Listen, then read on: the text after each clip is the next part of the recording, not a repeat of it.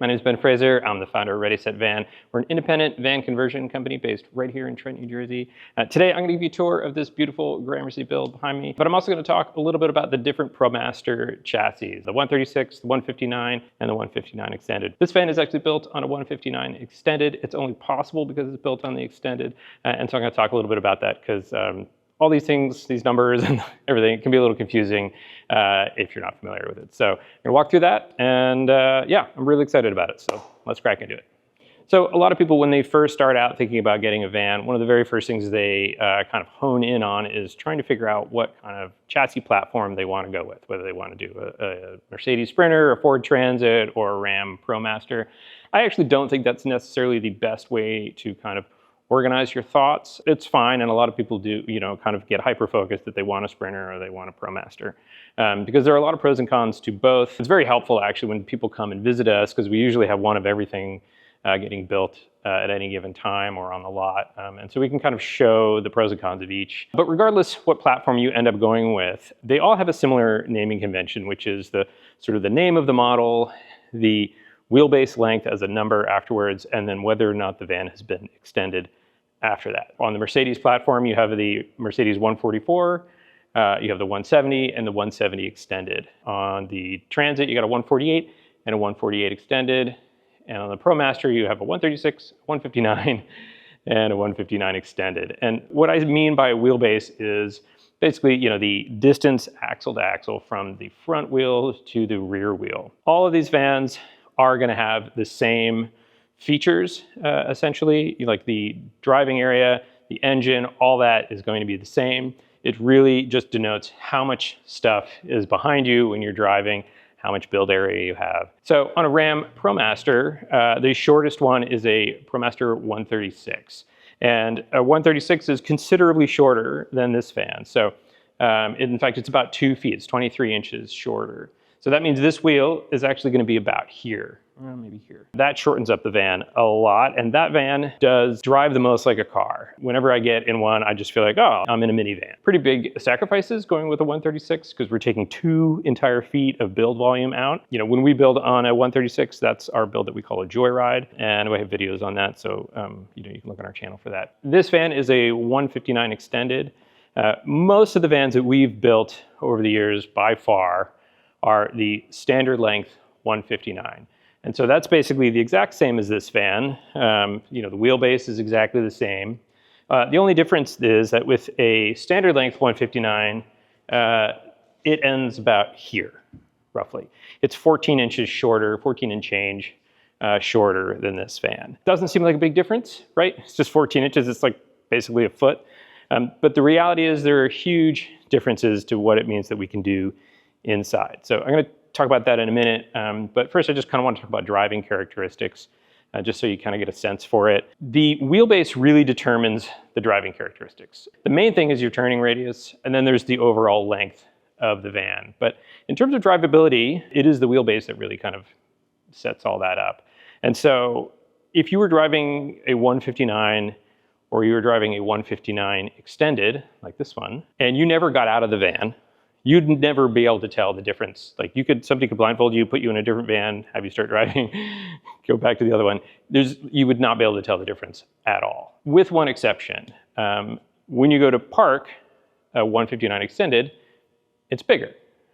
That's really the only difference. That's an important distinction though, because while it is only a foot longer, the standard length 159 is 20 feet long. A standard American parking space is 20 feet long. A normal 159, you can put it in any parking space, you can parallel park it. I parallel park mine all the time. With the Extended, I can still parallel park an Extended, it's just gonna be a little bit more difficult. If you're parking on a meter, you're not gonna be able to do that. Parking in a normal parking lot is actually really easy with either van. And typically what I do regardless is I find a spot and I typically back into it. It's actually easier once you get used to it to back one of these up into a spot than to go forward into it, in my opinion. And then the other thing you can do is when you back up, you basically roll back until the tire hits the curb, and however much van you have back here, whether you have a normal length or the Extended, you just hang that over the curb on over the grass, and it works great. And so if that's the way you park, it makes no difference whether you have a regular length or an extended length. That's enough about all that. Let's head inside and I'll talk a little bit about how the extra length affects what we can do inside. So the 159 Extended has very quickly become my favorite of all the Promaster chassis. And I'll tell you why. We basically started with our Highline build, which was built on the 159 non-extended chassis. That layout has just been absolutely wonderful. It's very popular. People love it. It's just a really great van. When we started building on the extended chassis, we were like, okay, let's take this really great van where everything's pretty perfect, and let's just think about how we can take advantage of this extra 14 inches.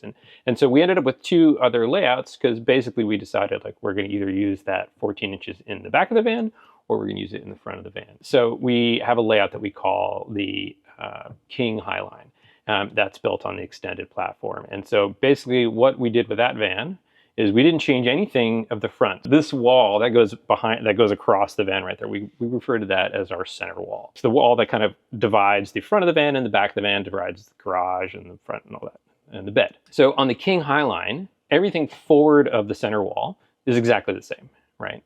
So it's just the same Highline in the front, but we take what is normally a full-size mattress and we extend that 14 inches. So instead of being 53 inches in this direction, we end up, really more around like 75 or a bit more. And that allows us to put what's called an RV Short King mattress in the back. So it's not a true king mattress, but somebody came up with the name RV Short King. But it is a big mattress. It is very luxurious. It's very nice. And that layout has also become very, very popular. In fact, it might be as popular as our standard Highline now, I'm not sure. What's really wonderful about that is on the King Highline, so instead of us sleeping, this way across the van, now we can sleep, north, south, in parallel with the direction of travel. That's really nice because, in that van, then people aren't climbing over each other and stuff. So there are lots of benefits. Older couples, like it in particular, just because it's nice to have a little more room in the bed. We have a bunch of tours of the King Highline. You could search for that.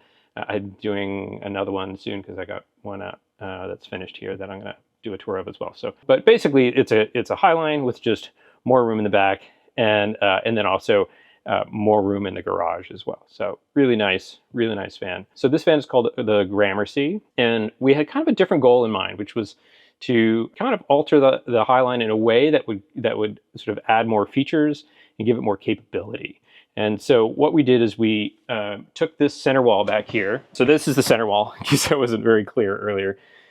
We took this center wall and basically everything, the shower and the kitchen, and we moved it all back 14 inches, right?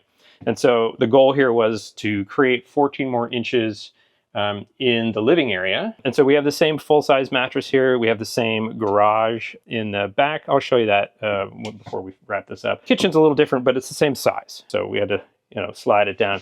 One thing we don't have, because the kitchen is slid down, is we don't have that fold-out table on the outside that people really love. But otherwise, this is all slid back.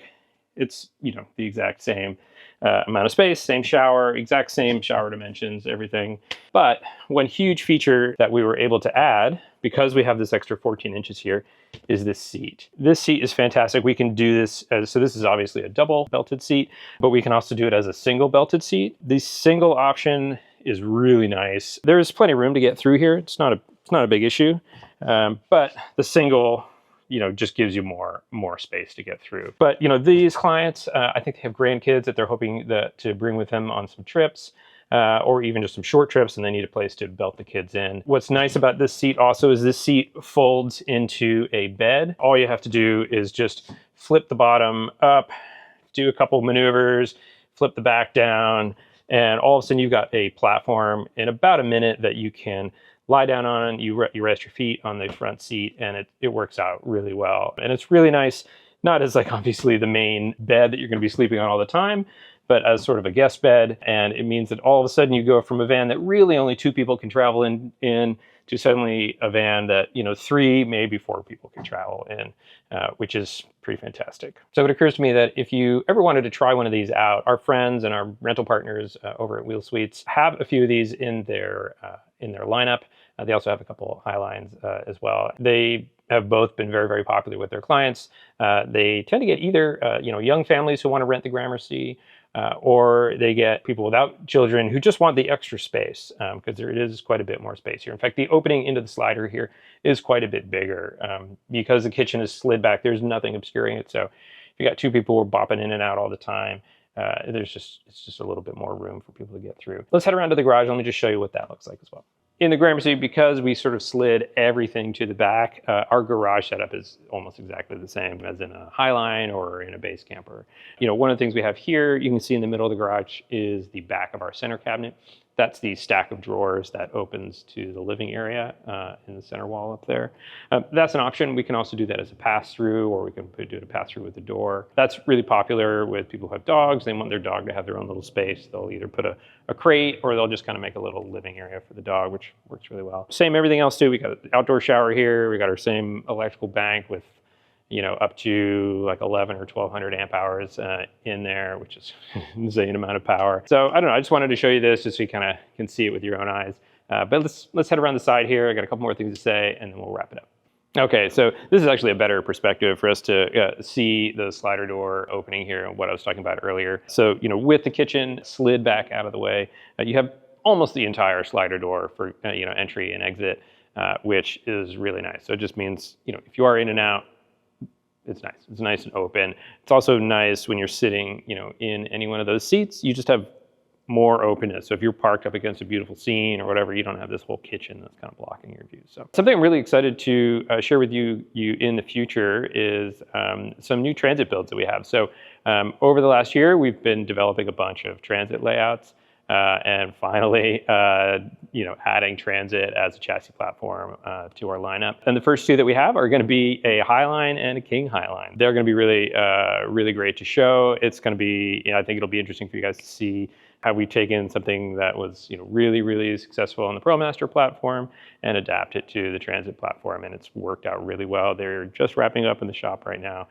So those videos should be coming out sometime in the not too distant future. Anyway, I hope this was helpful. I hope this helped maybe answer some questions about what is typically a point of confusion for people who are sort of first learning about just about vans in general. Of course, nothing is better than just coming and seeing them in person yourself, because you can kind of stand in them and look around and get a sense of proportions, especially when comparing the three different chassis platforms, because they're very different. I'll do a whole video trying to compare all three in the near future. But I do recommend, if you are anywhere nearby, or if you're thinking about this seriously, we have a lot of people who fly out, spend an afternoon and really kind of look at everything in detail. So I really recommend that as well. Anyway, as always, I really appreciate you being here. It's a great joy for me to be able to share our work, and I hope whatever you got going on in your life, I hope it's going great.